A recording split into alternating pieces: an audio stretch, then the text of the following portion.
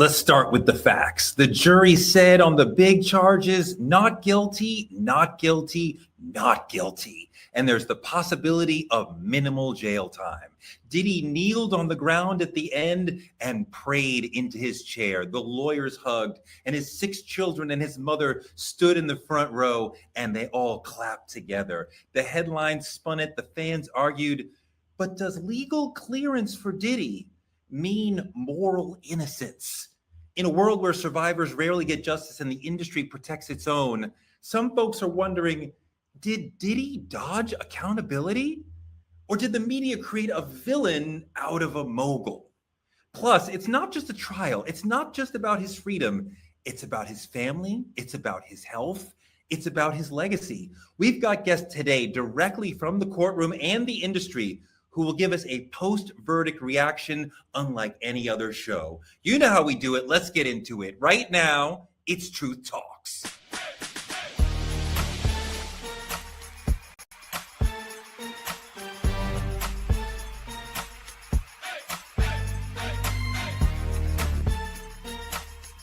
Are y'all ready to roll? Let's go. All right, truth tellers, we're about to get into it. Let's bring in the star of the show, Dr. Cheyenne Bryant. How are you? What's going on, Truth Avengers? Your favorite doc, Dr. Bryant. Super excited to get into this conversation because we got experts on. They're going to give us a much deeper dive on just the legal logistics of this. Again, what this means for Diddy's family, for his legacy, and all that good stuff. And we've all been talking about it on the internet, everywhere. And you're going to hear a lot of exclusives of the inside stuff only here on True Talk. All right, let's get into it. Segment 1, the main topic, the new trial of the century. The jury said not guilty on all the big charges, but the case is far from settled in the court of public opinion. Diddy beat the RICO case and the sex trafficking, but the whispers are loud, the internet's on fire, and the survivors are being vocal. Let's be real. Black celebrity and justice don't play by the same rules. Billionaires move differently. Evidence disappears, witnesses go silent, NDAs become the new shackles. The question is, were we watching justice or another performance? Take a look at this. The jury found Sean Diddy Combs not guilty of racketeering conspiracy and sex trafficking. He was found guilty of arranging transportation to engage in prostitution. The verdict is seen as a big win for the defense. The government has to have their tail between their legs. This is just a huge loss for them. They went out on a limb, and the jury, saw it the way the defense saw it. Prosecutors argued the hip-hop mogul was the leader of what they described as a criminal enterprise over 2 decades, one that forced women into engaging into abusive sex acts during drug-fueled parties he called freak-offs. Their star witness was Combs' former girlfriend, Cassie Ventura. Whether or not the freak-offs cross that line from maybe morally questionable or seriously questionable to illegal, I think that's where things broke down for the prosecution. Combs' family members showed their support in the courtroom, where the defense argued all sexual encounters were consensual. They accused the prosecution of putting Combs on trial for his lifestyle, trying to criminalize his private conduct. The jury of 8 men and 4 women sifted through 28 days of testimony, much of it graphic and emotional. The court of public opinion was on fire when the verdict was announced. There were heavy reactions on all sides. We saw folks pouring baby oil on people to celebrate out in front of the courthouse. We saw a lot of women be disgusted and hurt by the verdict. This is what the comedian Lunel had to say. So, ladies, we're dead in the water. People are cheering for this nasty man. Nobody, and I mean nobody, cares about what men do to women. It's sad AF to me. All his enablers and helpers, they just get to skip away scot-free. Hurry, run, and get your baby oil and let the freak-offs begin again. That's really sad, and I know that there are a lot of people, Dr. Bryant, women who are feeling kind of heavy after this verdict and maybe not heard. Yeah, to your point, Tori, I think a lot of women felt like this trial would have been the voice to a lot of their victimization, even if their victimization wasn't at the hands of Diddy, but it was at the hands of their own perpetrator. I think they were depending on this case to be an advocate and a voice for them that says, hey, look, women cannot be, treated any kind of way, and that abuse is something that obviously, our country and the justice system does not play with when it comes to anyone, but in this case, in particular, women. And so I do feel like there's a big, dent in the Me Too movement of women who are saying, wait a minute, what happened to justice, right? What happened to us having the agency of saying no, even if we said yes 500 times, that 501 time that I say no means no. And there is no price on our body. There's no price on our mental health, and there's no price on trauma and how it affects us. So yeah, I can see a loud voice from the women community, but there's also on the flip side, a lot of women who are saying, listen, she wanted this, or she set herself up for this, and she wanted what came with the lifestyle and the money and the entertainment business, and she got what she wanted. And in exchange, he wanted just that, freak offs, and wanted her available and wanted her to be at his beck and call. And so you have a lot of different moving parts of groups of people who have different opinions about this. And this is what makes this case such a big deal. Yeah, I mean, I see some of that. I also think that in this trial, we were talking about the persistence of love in abusive and toxic relationships and trauma bonding, and how the music industry has people end up being controlled quite often. And the audience wasn't listening, and they kept saying, why didn't she just leave?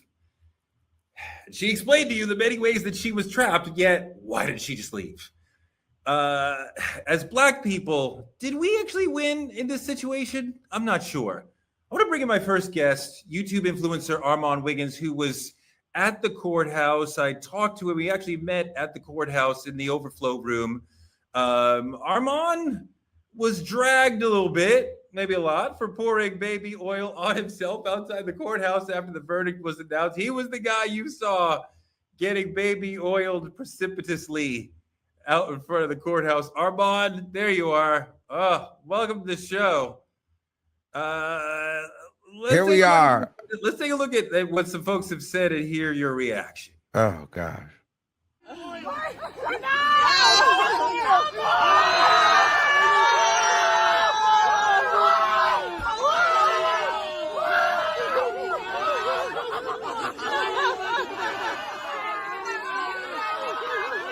Wow. Wow.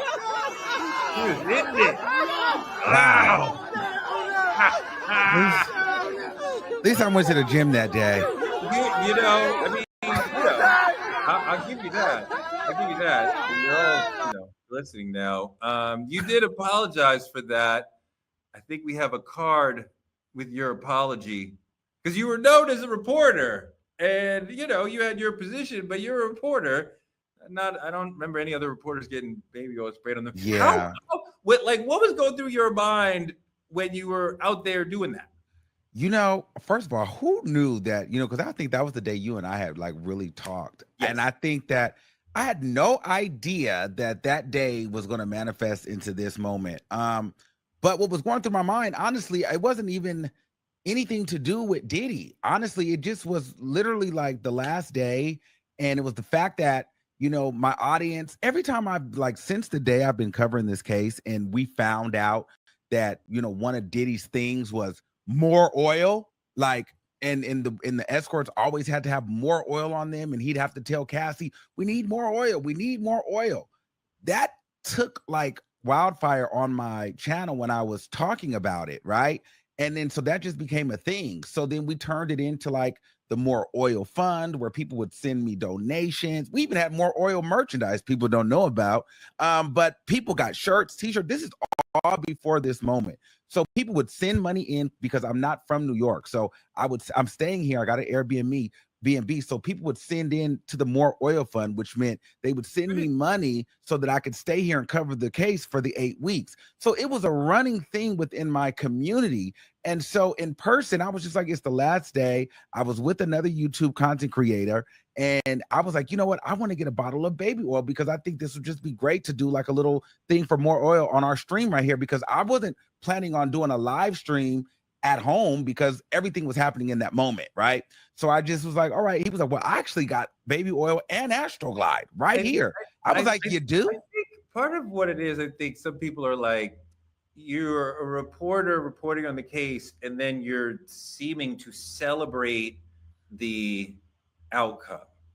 Well, absolutely, that's what it looked like, right? Because everybody was up in arms. And to be honest with you, to be 100% honest with you, none of those people right there were celebrating Diddy. Honestly, they were just actually just yelling more oil with me. But in context, in hindsight, it looks like everybody was celebrating the fact that he got less charges, or he got convicted on the 2 charges. But that literally had nothing to do with it. It wasn't about celebrating Diddy.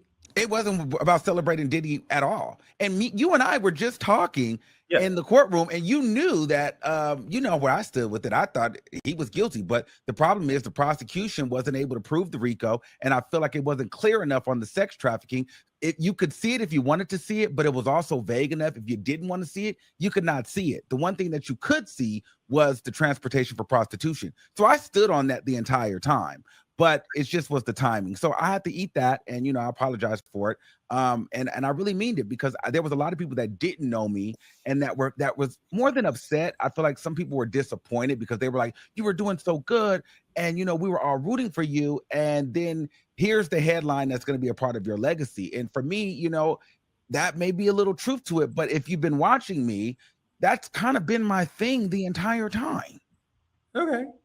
All right. I want to bring in one more friend to the conversation, an anchor who was inside the courtroom. Me and Armon were in the overflow room, but like the really special reporters were inside the courtroom. Hey, don't do that, because I was in the courtroom sometimes too, just not on that day. Sometimes. But Dara Kennedy, Truth Talk special global correspondent, was in the courtroom every day throughout the trial. Dara, how are you? I'm good. You know what? Thank you, Torre, for having me on. Can I just say something about Armon? By the way, we had dinner that night, and that's what took you so long to get to the restaurant, because you needed to go home and shower off all of that baby oil. And I just learned Astroglide too. I mean, wow, that was a moment. I was actually doing a live hit, looked over, and I was like, what is going on? And it's Armon over there with his shirt off. Now, see, I look at that as a way that really shows what community was about from the entire time of this trial. Yes, I was inside the courtroom every day, but Armon was out there with the people doing his show, talking to his community. Remember, the community and the culture has a louder voice in this trial than those of us few 21 media members that were chosen every day for 8 weeks to sit in that courtroom. But I want to hear about your experience in the courtroom and the things that you saw and the vibe in there. And the way that Diddy was kind of like looking around a lot and talking to people, looked at you, did he not? Listen, I'll be honest. I came after the first week or 2 weeks, or I forget now when it was. Puff looked up, we made eye contact. He did the head nod, he smiled, and I kind of was like, hey, wait a minute. Wait a minute. I may have gone to a white party back in the day, but I never stayed late. So don't look at me like you remember me, because I was one of 1,000 people that attended those parties. But what I learned is that he continued, Puff did, or Diddy or Sean Combs, continued to engage with the members of the media. We sat on the right side, so I was directly to his right, and he would be able to look back and see directly. But then he also engaged with the juries and jurors. And what we know is that the judge said he needs to stop that. He needs to stop whatever contact he's making with the jurors to stop making after friends. The judge told him to stop? Absolutely. I'm going to say 99% he stopped. But as the trial got toward it, during closing arguments, his head nod game was on fleek. He was looking at the jury, making eye contact. He was upright in his seat. He would often, hold a conference with his family once the judge was off the bench. I mean, and I didn't even know that was allowed, especially in federal cases when you're facing racketeering in New York City. He would just hold a conference, and sometimes they would hold hands and pray in a group. Other times he was telling them, listen, we got this. We need to stay strong. And by that time, the court marshals and the court security officers, they were telling everybody to clear the court so he could have that moment. But what we were able to see. Yeah, you told me that he would have time alone in the courtroom with his family after everyone else was ushered out at the end of the day. That is right. I mean, and at one point they locked the doors. They said, you guys got to get out. and don't come back for a while. Lock the doors, and it had to be at least 15 minutes. We're talking about we're waiting to go back into the room, and they shut it down for 15 minutes so that he could have this time with his family. You know, one thing I do want to point out, when the verdict was read, Sean turned around to his family, and I saw him directly in my eyesight, and he mouthed the words, "I'm coming home, baby, I'm coming home." And he said that to his family. And of course, now we know that he actually is not coming home, at least for a while. And at one point, Touré, he raised his hand. Like, you know, remember in grad school or in grade school, he raised his hand to talk to the judge. And, you know, the judge acknowledged him, but he said, hey, you know, Mr. Agnifilo, let's get back to actually this bond hearing. You know, Puffy was never heard by the judge, but he was on the edge of his seat. It was really remarkable to see. When I think back through the trial, and the key charge being sex trafficking with respect to Cassie, I think one of the key problems for the prosecution was that at one point she said, "I'm always ready for a freak off, LOL." And I think people clung to that and held on to that as a reason to say maybe she liked it. And I think there was just like little things that pierced the many, many hours that she spent on the stand saying, I hated 5 days. this. And the contemporaneous messages that she's saying, I hated this. But then there's a couple. Armon, what do you think about this notion, and dare you two, about those little texts that she said seemed to outweigh this mountain of her saying, I didn't like it? Well, I think also, you know, and this is not me, so I don't want the people out there killing me, but I also think that they did a good job, if you want to be honest, you know, streaming a timeline together of her sexual history and her past, making her look like she was a girl of the night, even though she was young, but she always dated older men, and she always seemed to have like a sexual energy about her. She cheated on her first guy to be with Diddy. You know, so it always showed that she was always sexual. So perhaps the jurors was like, well, this is nothing new to her. She was with it because she thought she was going to get a music career. And then once she found out that Kim Porter was the girl of his dreams or the love of his life, then it became a problem. Because you know, that's when Cassie really got upset. Armon, what's wrong with a woman being sexual? And so that's not coming from Derek Kennedy. That's actually what Mark Agnifilo said in his closing. Yeah, he Cassie did. likes sex. Good for her. She's a sexy woman.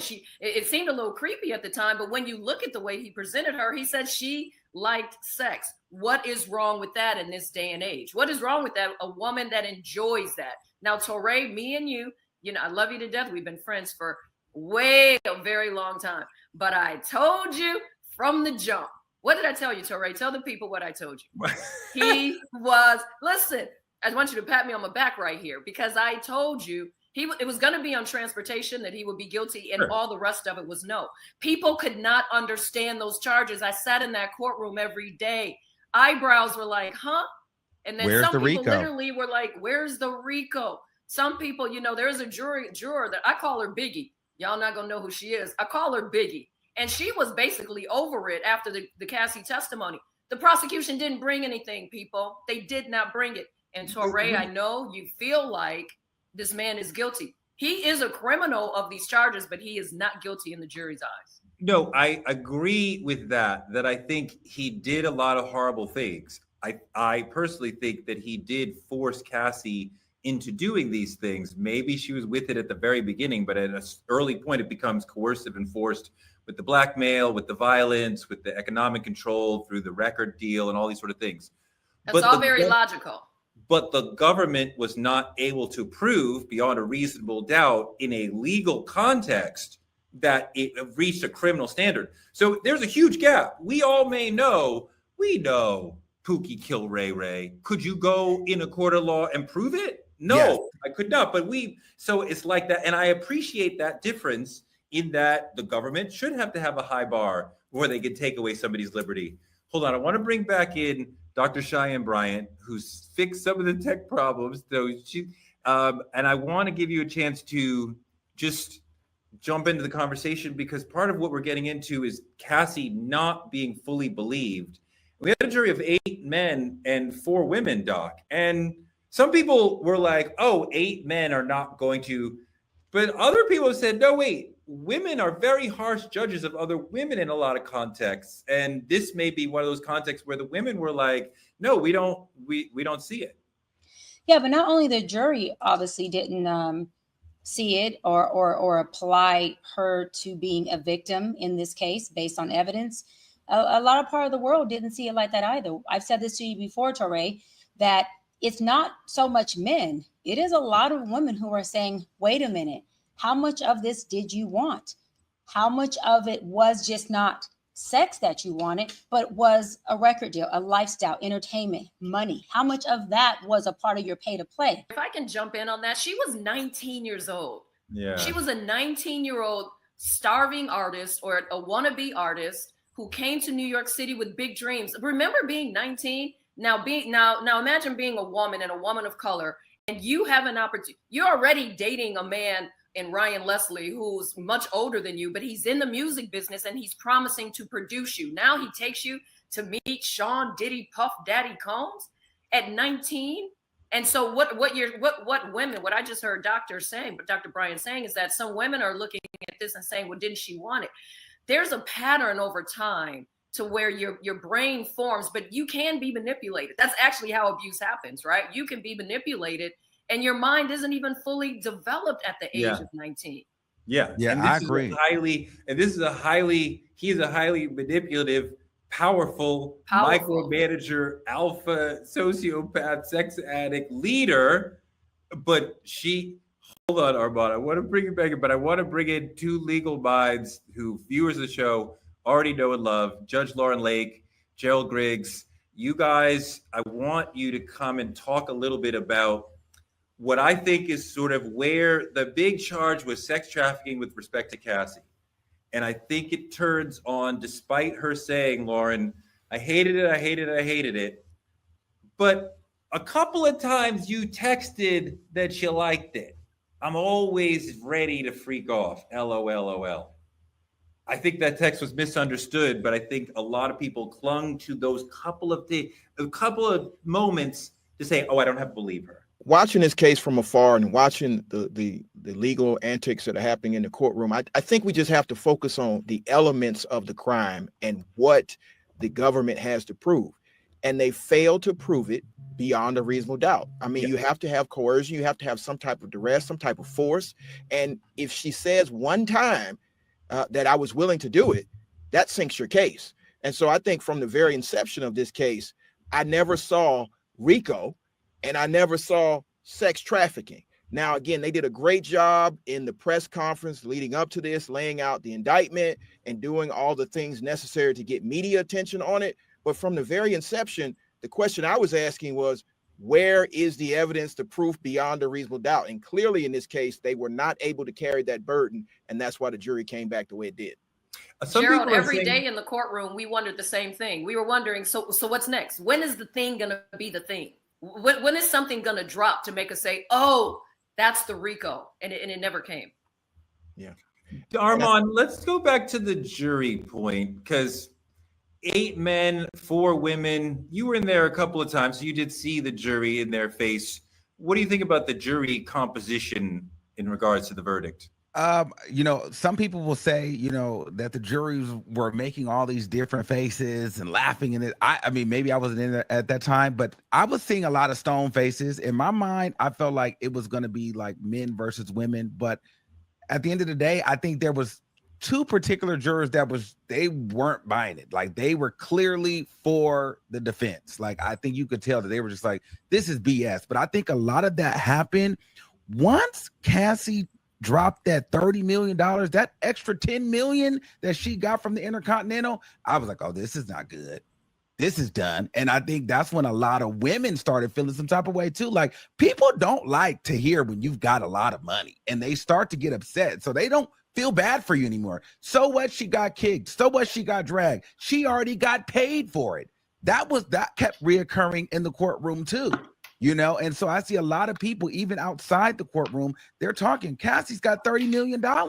When they found out she got an extra $10 million, you could feel. I was in the courtroom that day, and they said, well, how much money did you get? She said $10 million, and you could hear it. Everybody, but it was like internal. Like, everybody started looking like, bitch really got $30 million.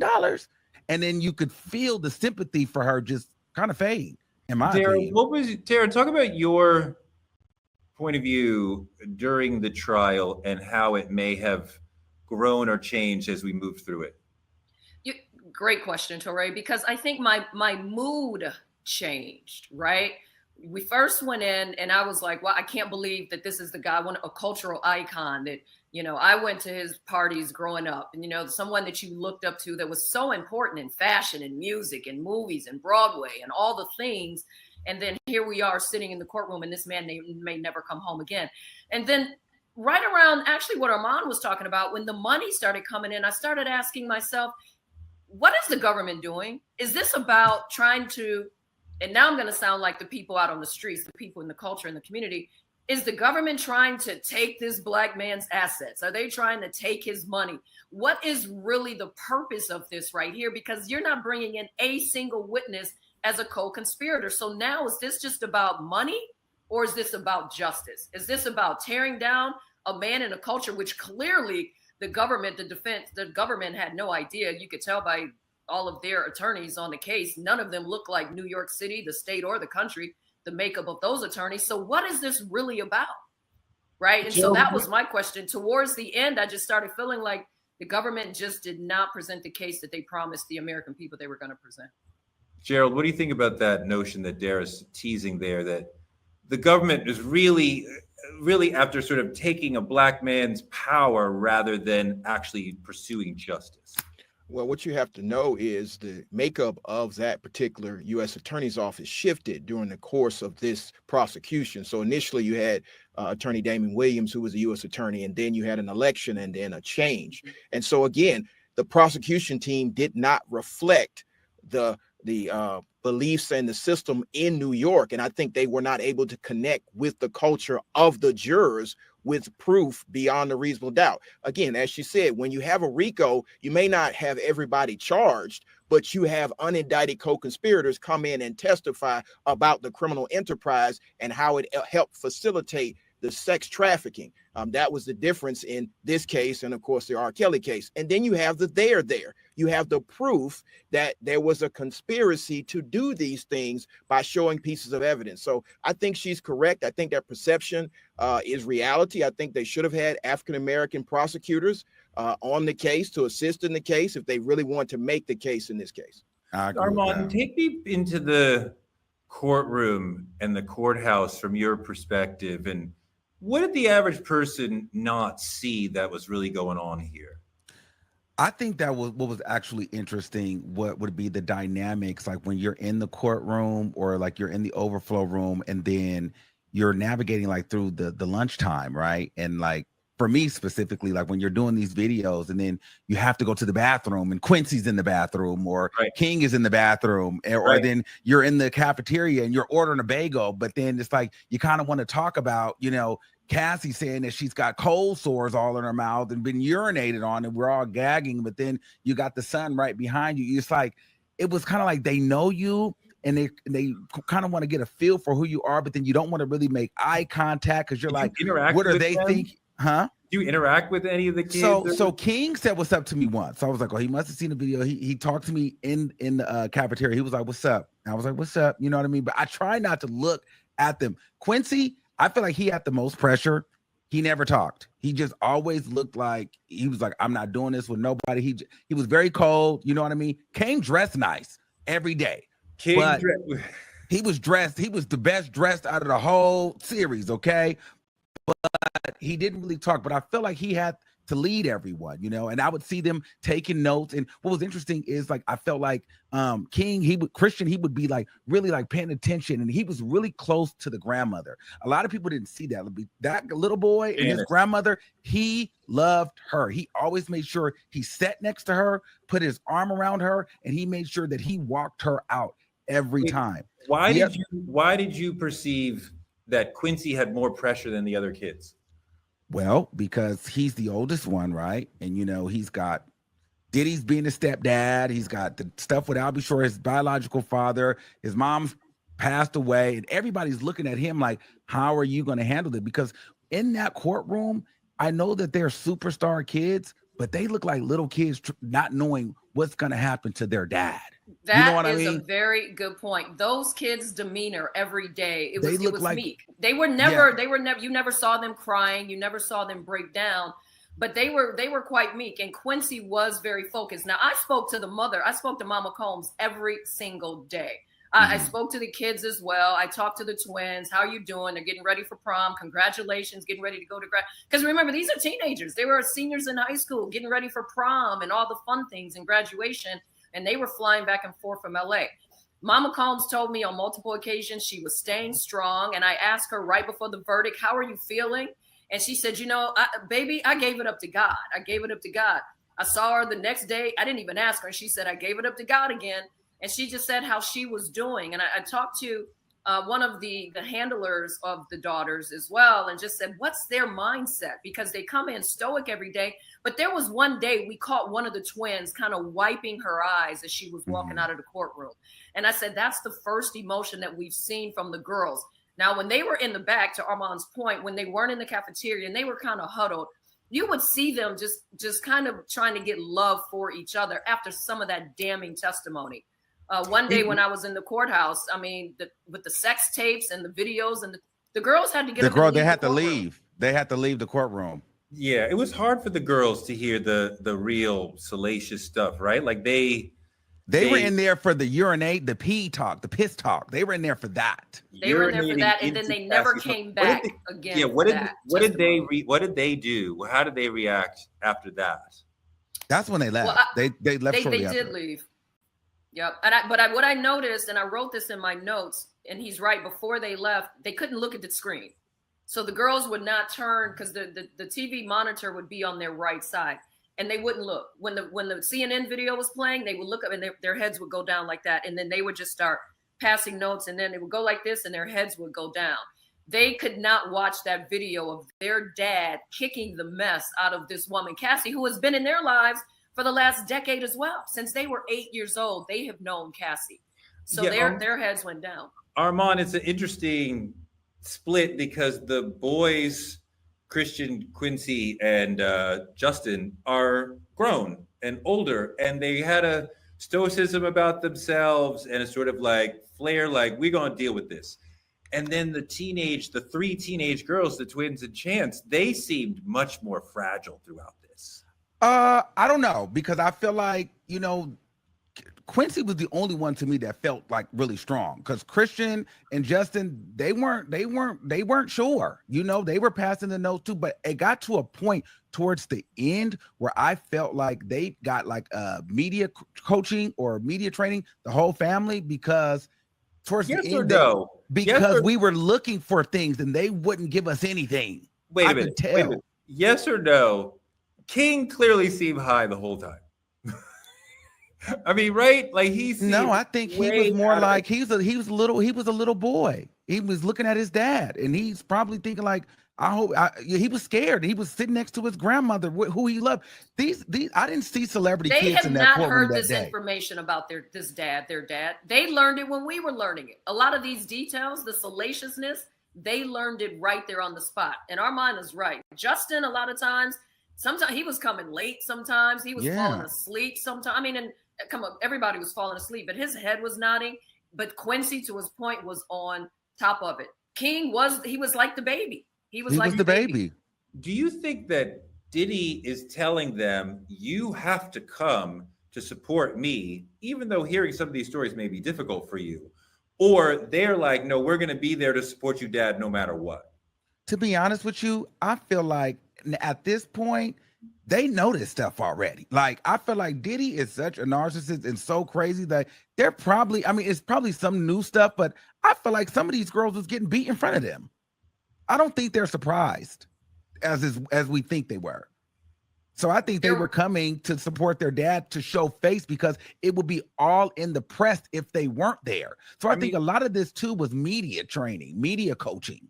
There are lawsuits that allege at least Justin doing these sorts of things with his father.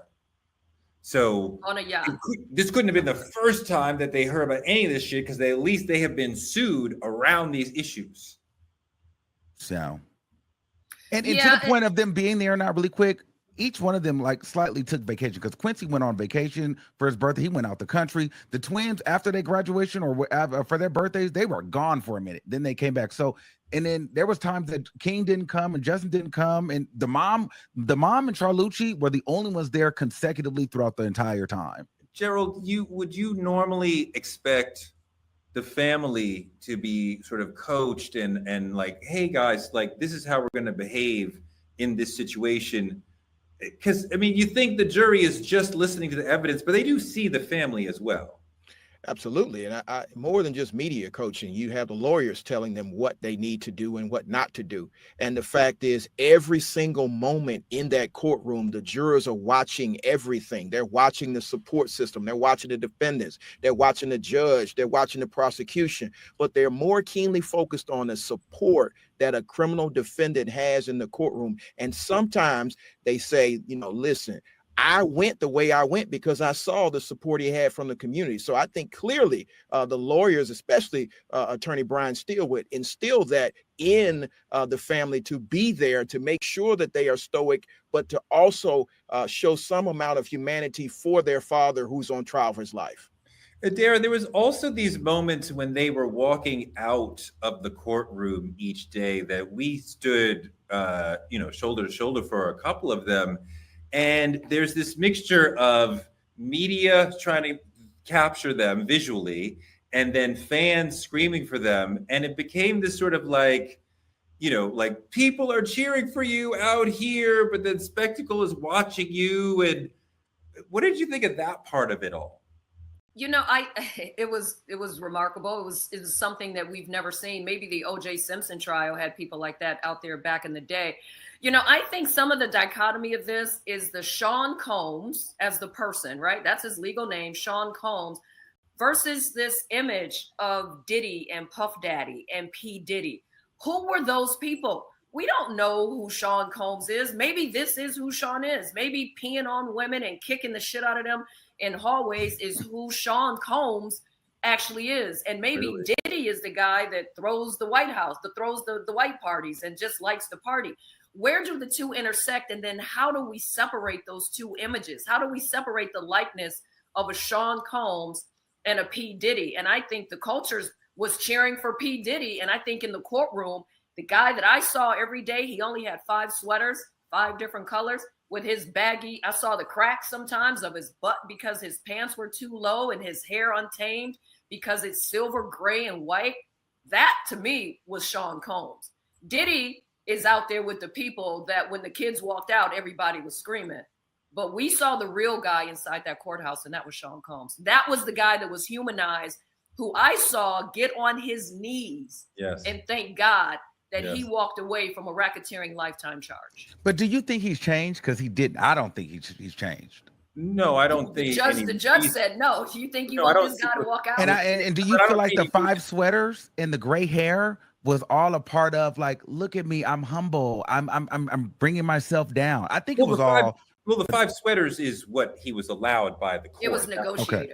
Yeah, that was not him humbling himself. Hold on, Gerald, you worked on I'm sure he would have liked a belt, though. We didn't need to see all that crack. Gerald, you worked on the R. Kelly case, and some people have said this is like the OJ trial in the size of it, perhaps like the Bill Cosby trial and some of the salacious details, but also like the R. Kelly case in that the government tried to use racketeering to bring down a big recording artist. There, it was successful. Here, it was not. What do you think about some of the similarities and differences between these two situations and what we're dealing with the Mann Act, which has, of course, some racist origins? Yeah, I think they're similar, but I also think they're different because in R. Kelly, you had victims who testified, multiple victims, both men and women. And then you also had the actual proof of the transportation of individuals fueled by the criminal enterprise. The government was actually successful in bringing that element into the trial. And then you had, in this case, more competent criminal defense attorneys who were able to push back on what the government was trying to do. In the R. Kelly case, one of the closing arguments, they basically said he was guilty. And I mean, that was one of those moments like they really gave up. And so I think in this particular case, I think it should never have been brought in federal court. This is a domestic violence case. If it was brought in state court as a domestic violence case, he would have been convicted of all counts. But because they brought it as a RICO, and it seemed as though they were trying to take an African-American man down for something that was not a RICO, I think that's why you have so many people in the community saying they got it right. Now, I know that there are victims out there that saw this as the type of case that could continue to propel the Me Too movement, but they have to remember the Me Too movement has convictions. They have Harvey Weinstein, they have Bill Cosby, even though it was overturned on appeal, and they have R. Kelly. So this is not a setback. This is the government failing to produce a case and prove it beyond a reasonable doubt. Let me bring another legal mind that viewers of the show will know very well. We love Judge Lauren Lake. Welcome back. Curious of your opinions. You've been hearing the conversation so far. What are you thinking? This case, I feel like will be studied in law schools at some point. This was fascinating to me. I am still baffled at why this was brought as a RICO charge. And let me be clear. This case was one of those things. Remember that joke we used to see all on the air where it used to be like what I thought I was getting versus what I got? Remember that joke? It would be like people getting their hair done. It'd be like, I thought I was getting my hair braided like this, but I end up looking like this. This is what I feel like happened in this trial, because we were set up with the Homeland Security and the Rays. They done put the children in handcuffs all over social media. We're hearing talks about these freak offs and everybody got to be naked and turn in their phone, and people got inside information, and this star was there and this star was there. And when this case started coming out, and I'm going to be very honest with you, I could not follow it tooth and nail. So thank God for you guys, Dara, Armon, for following it the way that you did and giving us this insider information. But as a former criminal defense attorney, every time I would get a little synopsis, all my little crew would be texting like, what you think now? And I kept texting back like, they don't have the RICO. And I just kept saying that back very quickly because I was like, they don't have it. And it's just, I don't know if are they not seeing it? And it didn't feel like they veered off course. It felt like they charted a course and it just wasn't good enough. The trailer was exciting, but the movie fell flat. And there was nothing they could do in that. And at the end of the day, for some reason, and I want to make one more point, Teray, just because I thought this was such a great point because I was listening before. When Armon was talking about being in there, the bathroom, studying the dynamics, those are the things that no written transcript can tell you. Mm-hmm. Those are the things, and I'm gonna be very honest with you, those are the things I was good at as a lawyer, as a defense attorney in the courtroom, right? I can tell a story. All right. And when I tell it, I can tell it in a way where the jury wants to listen to me. And I take that as a gift and honor, that I use hopefully for good. I felt like here, we might have been looking at the step-by-step of these transcripts in this testimony, but I kept saying to myself, Lord, I know the dynamic in there. It's like another juror. It's like another player. It's another witness. It's another thing. Like, what does it feel like when Diddy's looking directly at you? What does it feel like looking at the faces of his daughters, like you said, who know they love their father? They're going to miss their father. What does it mean when the defense attorneys are so skilled and so magnetic that when they talk, they're almost making a mockery of the case? And like, I felt like the prosecution was out-lawyered. And unfortunately, they did not make the case that the court of public opinion thought they were going to make. And last point, because those jurors weren't sequestered, they came out back into the court of public opinion, into our gallery every day and spent weekends in it. And if you think that didn't influence anybody, you're wrong. Okay, I'm shutting up. That's what I've been having on my chest. But Lauren, I also think I want you to talk about the judge's performance also and how you think he did. But also this notion that some of us have been kicking around, that it seems that the prosecution set out a plan before they started this journey, and then life intruded on their plan. Suddenly, Cassie, because she was pregnant, she had to go first when normally she would go last. Another SA victim, victim 2, Gina, doesn't show up. They can't get Christina Karam to come on the stand and not be a hostile witness. So major parts of their plan are falling apart in front of them. I think that was a big hurdle for the government. Yeah, you're correct. And you could see it in real time. But regardless of that, it's still that to me is your charge. That is what you're here to do. You then have to figure out, how do I ask the right questions to elicit answers? That it just felt very uneven. And like I said, I cannot speak to watching any of this. I never watched any of it. I'm only, as a former criminal defense attorney, I was watching how this felt. And as a defense attorney, I'm really kind of aligning myself in the defense position, right? Like, how are they defending this? How is that informing me? The way that they cross-examined Cassie, it signaled to me early on, there's parts of this that they knew the jury wasn't buying. I knew it in my gut. I didn't know because I didn't see it, but I felt it. Like, it's something about this story because of the way they matter-of-factly cross-examined her, did it skillfully. She's a pregnant woman. She was abused. She is a victim. And the way they asked the questions, when they didn't call any witnesses, I said, oh yeah, my gut is true. This is a very minimalistic approach because they really know that they haven't proven this case. Gerald, speak to that. If I can just real quick off of something Lauren just said, one of the attorneys, one of my defense attorney's sources, and when I said, so are you not calling any witnesses? The response to me was, what for? Gerald, was the prosecution out-lawyered, as Dara and Lauren have suggested? They were absolutely out-lawyered. You had some of the best criminal defense attorneys in the country cutting them to shreds.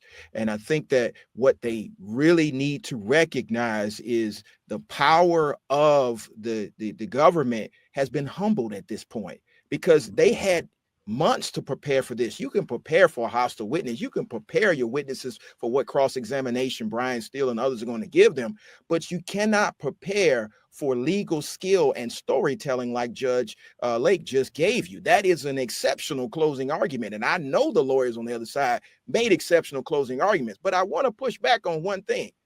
They didn't win because their client is still in custody and still facing 20 years in prison. So I want to push back on the narrative that it was a complete win for the defense. And I do think it was a mistake not calling a witness, because again, you can beat the top counts and your client still get the max. So I think they should have called at least one or two witnesses to dispel the moving of the individuals in violation of the Mann Act for the purpose of prosecution. That was so clear. We were getting rid. We saw the bank records, the American Express records, the flight, like you weren't getting that. Oh no, they had no way. There was no way. The defense had no way of winning on the absolutely not charges. That was too easy. I mean, like, that's sort of like the government threw that in there, like, make sure you get something. Don't go. Just but let us get something. You know, he faced life. He faced 15 years. That's faces 20. 55-year-old man. This is faces 20. Your client didn't walk out with you. Gerald, the last day in court, absolutely on the a victory time for Diddy. Sorry. Is he still in custody right now? Could he have gotten the rest of his life? I agree with you. We went to battle with the government. Torrey, 95% of the time. And they got a conviction in his case. They got a 20-year conviction, and you'll probably get 5 to 7. So what I'm saying is you want to walk your client out of there. And the reason Johnny Cochran is great, because he walked OJ.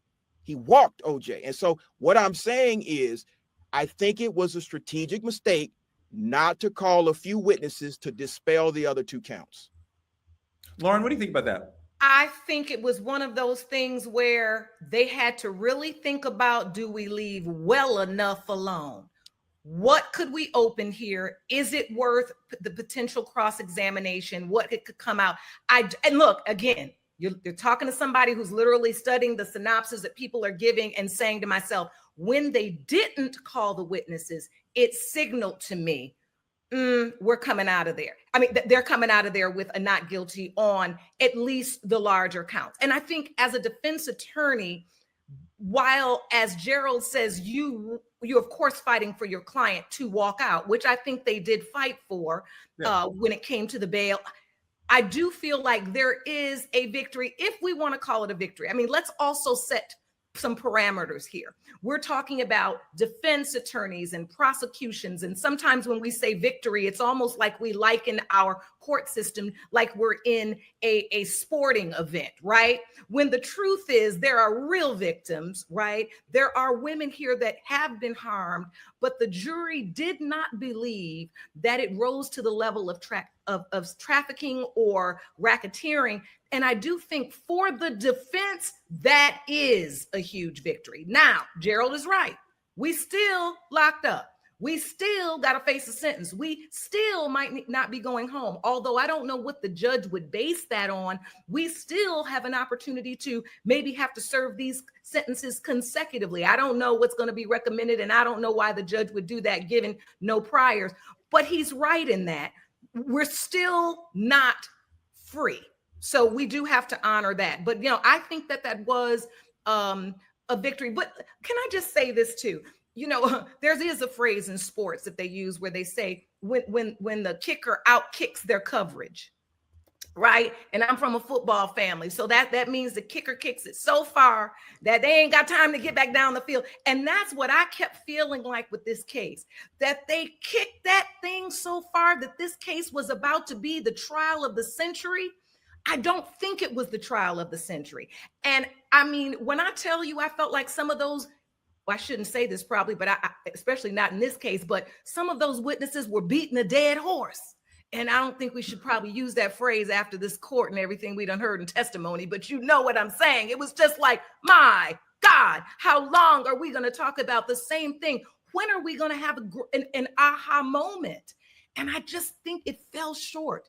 It did. And at the end of the day, that's how our justice system works. And that's one last point I want to make, because it's an uncomfortable point. And as a former criminal defense attorney, I realize that we often look like Satan's sidekick, right? It looked like we just went on downtown to hell and aligned with Satan. And now we going to go get the bad guy and the monster. I get that. I have done this job. I have defended very imperfect people, but it has to work that way. Yeah. Because if you, and for any second, insert yourself, insert your brother, your mother, your father into that defendant seat, you would want those attorneys to represent them, right, as vigorously as that team did. No, I totally agree with that the government must make sure it has all the goods before you take away somebody's liberty, not just we don't like them.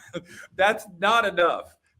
Dara, Kennedy, and Armon, thank you so much for your contributions today. This is the first part of a 3-part special where we're breaking down everything in regard to Diddy. So stick with us. This is the Truth Talks way. We're going to be back with Judge Lauren Lake and Gerald Griggs to dig into more of the legal aspect here. It's Truth Talks following the rise and fall of Diddy, a bad boy special.